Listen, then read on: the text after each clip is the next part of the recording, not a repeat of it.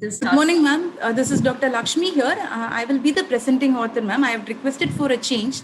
They said they will do. I'm the chief author and I'll be the presenting author. Please go ahead. Please. I'm sharing my screen.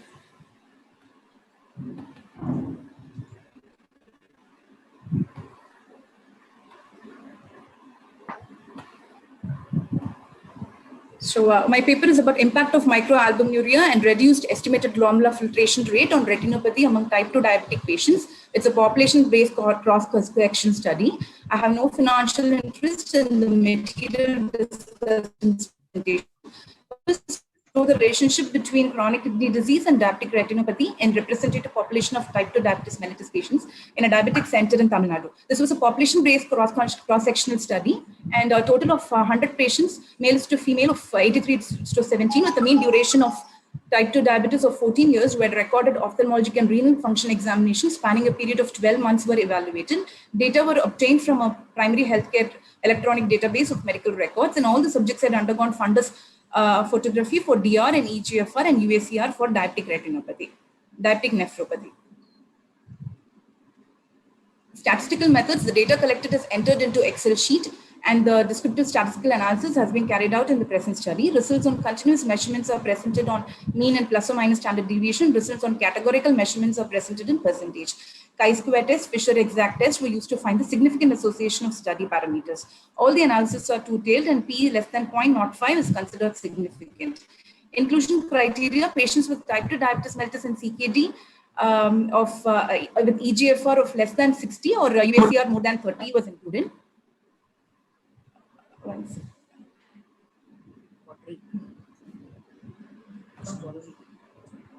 Exclusion criteria: patients with other specific types of diabetes, type 1 diabetes, gestational, and subjects with incomplete laboratory data were excluded.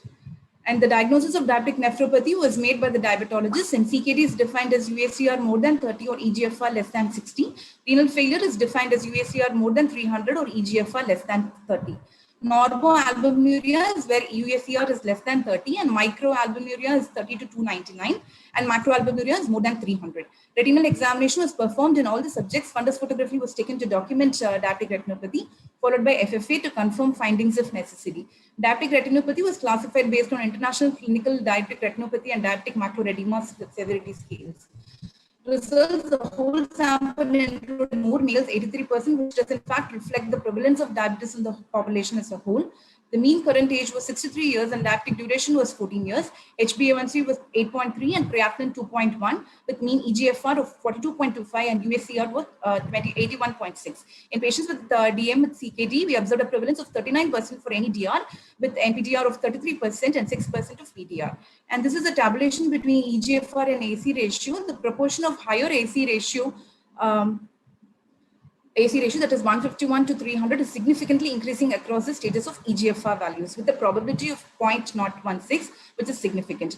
AC ratio with diabetic retinopathy relationship, the probability was 0.84% and 84, and though the significant association is not there, the proportion of diabetic retinopathy is relatively higher in AC ratio with 151 to 300 compared to AC ratio with 30 to 150. That is 41.6%.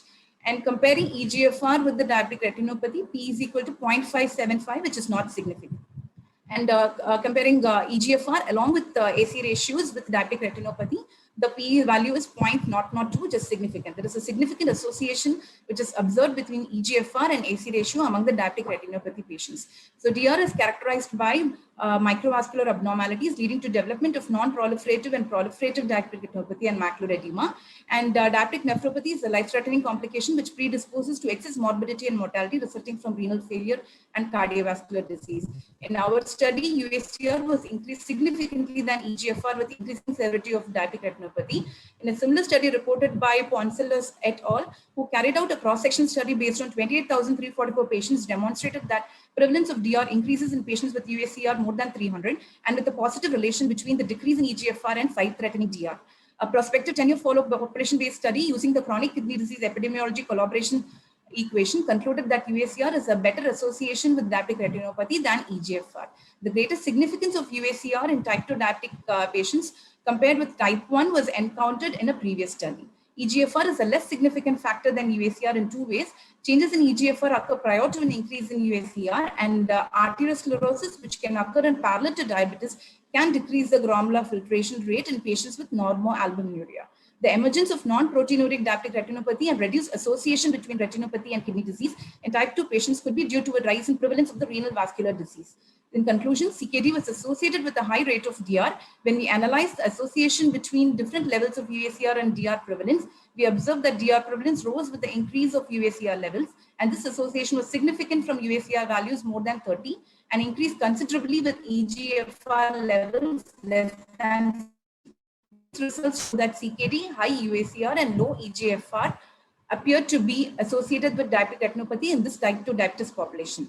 UACR is underutilized at present, can be used as a better predictor for diabetic nephropathy. The present study highlights the need for screening the patients periodically to look for diabetic complications.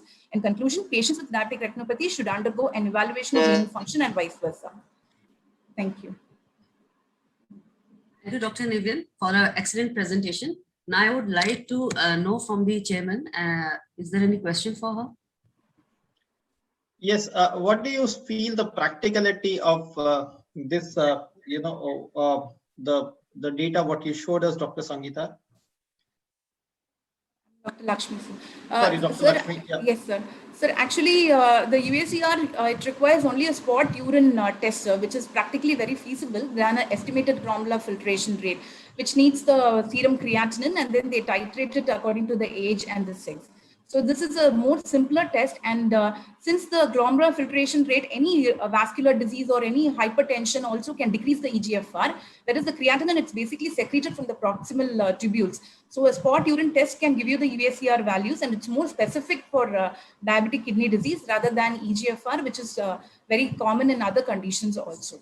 So this predicts the prognosis of the diabetic nephropathy also, and with increasing UACR, the diabetic retinopathy also progresses. So it's a very good prognostic factor, sir. And since it's a spot urine test and it's a very simple test, it's very feasible in practical situations.